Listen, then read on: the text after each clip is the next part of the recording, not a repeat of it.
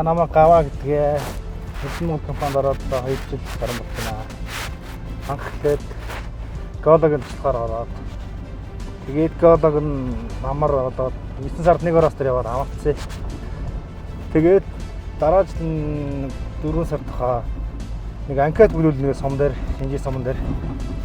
Тэгээд тэрэн дээр жолооч анкет бүлээд өгсөн чинь ажлын байрны ярилцлаганд орох гэсэн. Ярилцлаганд ороод тэгээд ярилцлаганд орсон чинь хариуг хэд танаад өгье гэдэг.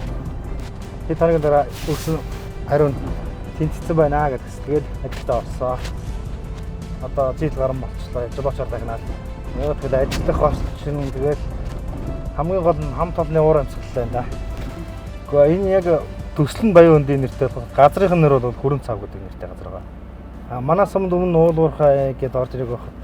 Сумын залуучууд ихэнх нь л ер нь гадагшаага явж урагшаа, хот хүрээ тэгэл хятад руу ихэнх нь яг залуучууд гадагшаа явж ажилласан. Одоо ер нь ажлын байртаа болчихоор сумдаа ажиллах байх гэж байна. Тухайн үед энд сум орон нутагт ажиллаад өдөрмөд ажиллахаар ууршаан гарсан хамаагүй илүү дээрлээд гэсэн. Одоо болохоор энэ чинь ажил хийхээр хамаагүй дээр гэр ормондоо жойрхон тэгээд солио үлстэй Орострийн амралттай болохоор энэ амар байна.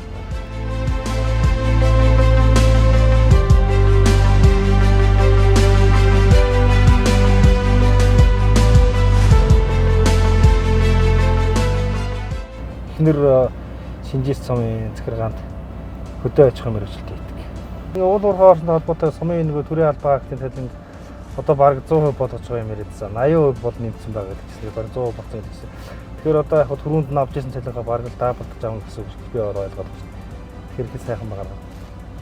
Энд ажилд орсон одоо тэгээ яг нэг ихэнд нь орцсон учраас энэ уурхайг тэгэл цаашаа ямар ч нэг ихэнд нь орсон чи эцсийн л үзэн дээр гэж байна.